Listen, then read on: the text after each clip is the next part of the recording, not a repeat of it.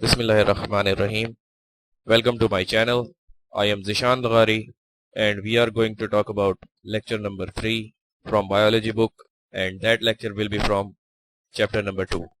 As we have discussed earlier about heat capacity of water in our previous lecture, जैसे हमने heat capacity के बारे में पढ़ा था कि स्पेसिफिक हीट कैपेसिटी क्या होती थी, जिसमें नंबर ऑफ कैलोरीज जो रिक्वायर होती थी वाटर का टेम्परेचर इंक्रीज करने के लिए।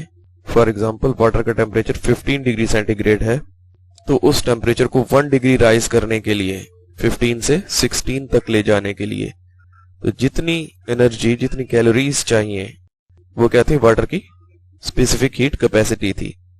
और वो कैलोरीज कितनी हो सकती थी, 1.0, यानी 1.0 कैलोरीज अगर दी जाए, इतनी एनर्जी दी जाए वाटर को, कितने वाटर को, 1 ग्राम ऑफ वाटर को, तो उसका टेम्परेचर कितना इंक्रीज हो जाता था, 15 से 16 तक, यानी कि 1 डिग्री सेंटीग्रेड या फिर 1 डिग्री सेल्सियस राइज हो जाता था। इसी तरह से फॉर एग्जांपल अगर हम 4 ग्राम ऑफ वाटर, उसका टेम्परेचर कहां से कहां तक ले जाना चाहते हैं, 15 से 16 डिग्री सेल्सियस तक, यानी कि उसका टेम्परेचर 1 डिग्री राइज करना होता, तो उसके लिए कैलोरीज कितनी हो जाती, 4 ग्राम ऑफ वाटर के लिए 4.0 हो जाती। और 1 ग्राम ऑफ वाटर का टेम्परेचर 15 से 16 करने के लिए, 1 डिग्री राइज करने के लिए कैलोरीज चाहिए थी 1.0। तो ये क्या है, वाटर की हीट कैपेसिटी थी। And today we are going to discuss about heat of vaporization. Vaporization का मतलब क्या है, पानी का बुखारात में तब्दील होना, और उस पानी को स्पेसिफिक अमाउंट ऑफ वाटर को वेपराइज करने के लिए, बुखारात में तब्दील करने के लिए जो हीट चाहिए वो क्या है, वाटर के लिए heat of vaporization. Heat required, जो हीट दरकार होती है कन्वर्ट करने के लिए लिक्विड को, किसमें, उसके वेपर्स के अंदर। फॉर एग्जांपल यहां पर लिक्विड पार्टिकल्स हैं, तो ये लिक्विड पार्टिकल्स H2O, ये लिक्विड मॉलिक्यूल्स एनवायरनमेंट के अंदर जा रहे हैं। तो जब ये एनवायरनमेंट के अंदर जाते हैं तो हम क्या कहते हैं कि वाटर मॉलिक्यूल जब प्रेजेंट था इस तरह से वाटर में, तब वो लिक्विड फॉर्म में था, लेकिन जब ये मॉलिक्यूल्स एनवायरनमेंट के अंदर रिलीज हो रहे हैं और सेपरेट होते जा रहे हैं ये मॉलिक्यूल्स, तो ये किस फॉर्म में जाते जा रहे हैं, गैसियस फॉर्म में। और वही मॉलिक्यूल्स जिन्होंने हीट अब्जॉर्ब की होगी, जिनकी काइनेटिक एनर्जी हाई होगी, वही वाटर की सरफेस को लीव करके एनवायरनमेंट का हिस्सा बनेंगे। और जितने वाटर मॉलिक्यूल्स एवापोरेट हो रहे हैं, बुखारात में तब्दील हो रहे हैं, तो उतना ही हम कह रहे हैं कि वाटर क्या हो रहा है, वेपराइज हो रहा है। और वेपराइजेशन क्या है, वाटर का लिक्विड से गैसियस फॉर्म में जाना। आगे हम देखेंगे water absorbs much heat as it changes from liquid to gas. Water क्या करता है, ज्यादा हीट को एब्जॉर्ब करता है, एब्जॉर्ब्स मच हीट, जब ये चेंज होता है कौन सी स्टेट में, लिक्विड से गैसियस स्टेट में। जैसे हमने हीट कैपेसिटी के बारे में देखा था कि हाइड्रोजन बॉन्डिंग की वजह से वाटर अपने अंदर ज्यादा हीट एब्जॉर्ब करता है, तब उसका टेम्परेचर राइज होता है। तो जैसे ही उसका टेम्परेचर राइज होता है, उसके मॉलिक्यूल्स की काइनेटिक एनर्जी इंक्रीज होती है, फिर हीट एब्जॉर्ब करने के बाद वेपर्स में वाटर कन्वर्ट होता है, from liquid to gaseous state convert होना शुरू हो जाता है। लेकिन कैसे, जब जब वो हीट एब्जॉर्ब करेगा। Heat of vaporization is expressed, heat of vaporization को जाहिर करते हैं कैलोरीज की सूरत में।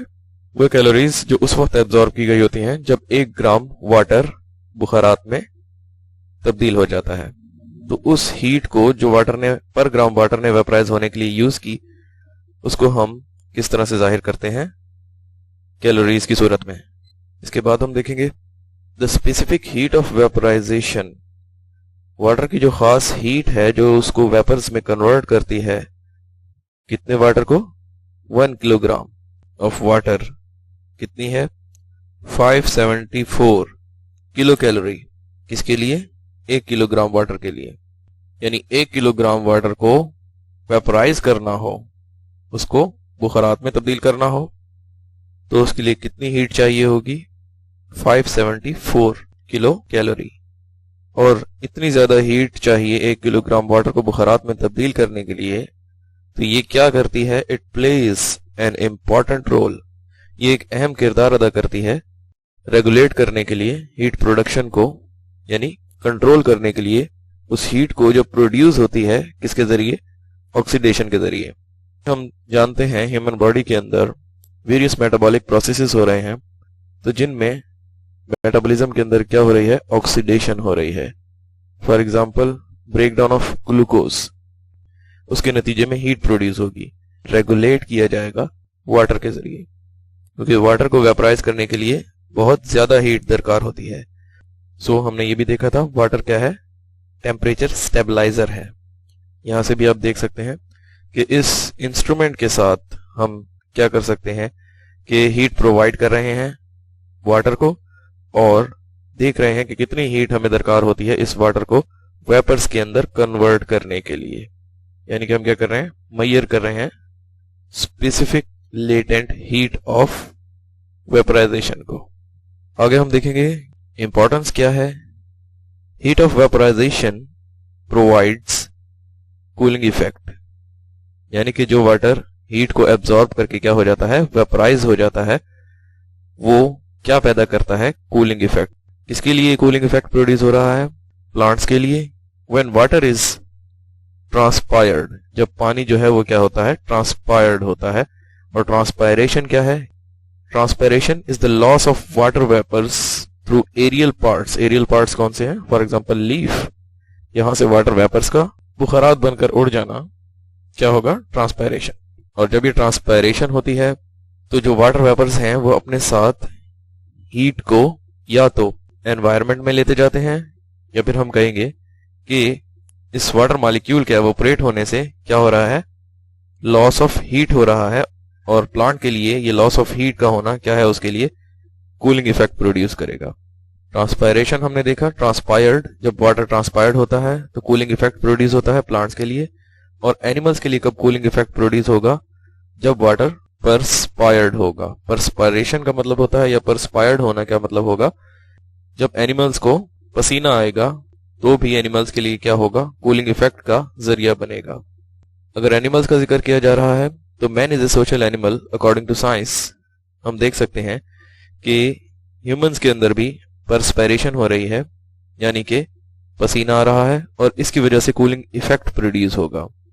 और उस परस्पायरेशन की वजह से क्या होगा कि वाटर अपने साथ साथ जैसे ही एवोपरेट होगा, अपने साथ साथ वो बॉडी की हीट को भी एनवायरनमेंट में लेता जाएगा। और जब एनवायरनमेंट में वाटर एवोपरेट होने के बाद हीट को रेडिएट कर रहा है, रिलीज कर रहा है, तो बॉडी में क्या फायदा होगा उस परस्पायरेशन का, कि बॉडी का टेम्परेचर फिर नॉर्मलाइज होने की तरफ जाएगा। यहां पर क्या हो रही है, परस्पायरेशन, और इधर transpiration. Evaporation of only 2 ml from 1 litre, यानी कि एवोपरेशन होती है, पानी बुखारात में तब्दील होता है, कितना, सिर्फ 2 ml। फॉर एग्जाम्पल वाटर मौजूद है 1000 ml, और 1000 ml किसके बराबर होंगे, 1 लीटर के। और उस 1 लीटर, उस 1000 ml के अंदर से, मिलीलीटर वाटर के अंदर से 2 मिलीलीटर वाटर क्या हुआ है, एवोपरेट हुआ है, यानी बुखारात में तब्दील हुआ है। अब इसका फायदा क्या होगा, वो जो वाटर बुखारात में तब्दील हुआ है वो वाटर क्या कर देगा, लोअर्स द टेम्परेचर, टेम्परेचर को कम कर देगा। बाकी जो रिमेनिंग 1000 में से 998 ml बाय 1 डिग्री सेल्सियस, यानी कि 1000 ml में से, 1000 मिलीलीटर वाटर में से 2 मिलीलीटर वाटर अगर एवोपरेट हुआ है, तो बाकी पीछे बचा हुआ 998 मिलीलीटर वाटर जो है उसका टेम्परेचर डिक्रीज हो जाएगा 1 डिग्री सेल्सियस। इसके बाद हम देखेंगे आयोनाइजेशन ऑफ वाटर के बारे में।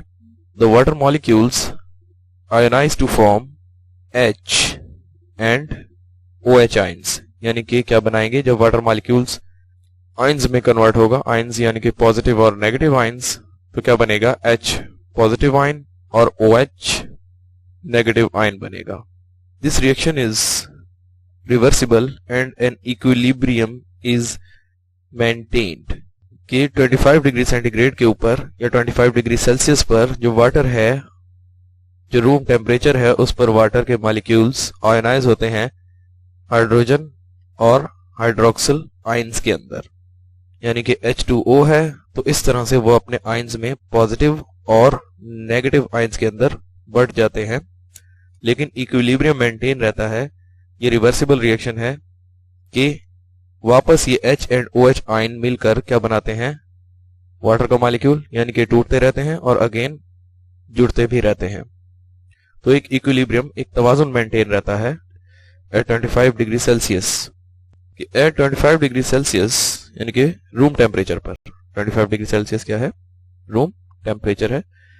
The concentration of each H and OH ions, यानी कि H positive and OH negative ion की कंसंट्रेशन प्योर वाटर में कितनी होगी, 10⁻⁻7 मोल्स पर लीटर। मोल्स क्या है, इसके कंसंट्रेशन है वाटर मॉलिक्यूल्स की 1 लीटर में, या फिर H एंड OH आयन की कंसंट्रेशन है पर लीटर प्योर वाटर के अंदर, कितने टेम्परेचर पर, 25 डिग्री सेल्सियस पर प्योर वाटर में। लेकिन अगर कहीं पर OH आयंस या फिर हम कहेंगे हाइड्रोजन आयंस इंक्रीज होते हैं तो वो चीज क्या है, एसिड है। और किसी जगह पर अगर OH आयंस ज्यादा होंगे देन हाइड्रोजन आयंस, तो वो चीज क्या होती जाएगी, बेस बनती जाएगी। इसके बाद हम देखेंगे इंपॉर्टेंस क्या है, अहमियत क्या है इस आयोनाइजेशन की। The H positive and OH negative ions affects and take part, ये क्या करते हैं, अफेक्ट करते हैं और हिस्सा मिलाते हैं किसमें, मैनी केमिकल रिएक्शंस के अंदर। क्योंकि आयंस हैं तो इसलिए मैनी केमिकल रिएक्शंस को फैसिलिटेट कर सकते हैं और उसमें हिस्सा ले सकते हैं। Which take place in the cell, जो केमिकल रिएक्शंस कहां पर हो रहे हैं, सेल में, जैसे कि फोटोसिंथेसिस और respiration. So ionization of water increases the reactivity of chemicals, यानी कि केमिकल्स जो है आपस में ज्यादा तेजी के साथ रिएक्ट कर सकते हैं, जो कि हमने देखा था वाटर की पोलर नेचर भी है और इसमें हाइड्रोजन एंड OH आयंस भी हैं। तो रिएक्शंस के अंदर जो है, फॉर एग्जांपल फोटोसिंथेसिस में वाटर एज ए रिएजेंट भी इस्तेमाल किया जाता है, यानी कि वाटर के इस सेल्फ आयोनाइजेशन प्रॉपर्टी की वजह से इसके हाइड्रोजन आयंस को फोटोसिंथेसिस में ग्लूकोज बनाने के लिए यूज किया जा सकता है। तो हमने क्या देखा कि इस आयोनाइजेशन की क्या है अहमियत। अब हम प्रोटेक्टिव रोल के बारे में बात करेंगे वाटर के। Water is effective lubricant, lubricant कहते हैं रगड़ को कम करने वाला। दैट प्रोवाइड्स प्रोटेक्शन, जो प्रोटेक्शन प्रोवाइड करता है against the damage result from friction. Friction का मतलब क्या होगा, रगड़। तो वाटर क्या है, रगड़ को कम करने वाला है और जो कि हिफाजत करता है उस डैमेज से, जो किस तरह से हो सकती है, फ्रिक्शन से हो सकती है। तो हमारे वेरियस ऑर्गन्स के गिर्द क्या है, वाटर की लेयर मौजूद है, जिसकी वजह से वो उन ऑर्गन्स को फ्रिक्शन से बचाती है। Water also forms a fluid cushion. Cushion का मतलब होता है सॉफ्ट पार्ट, यानी कि फ्लूइड कशन बनाता है वाटर अराउंड द ऑर्गन्स, मुख्तलिफ ऑर्गन्स के गिर्द, ताकि उनको ट्रॉमा से बचा सके। ट्रॉमा का मतलब क्या होगा, चोट। इसके बाद हम देखते हैं एग्जाम्पल है टीयर्स, यानी कि जो आंसू हैं वो प्रोटेक्ट करते हैं आंखों को, किससे, रबिंग ऑफ आईलिड्स।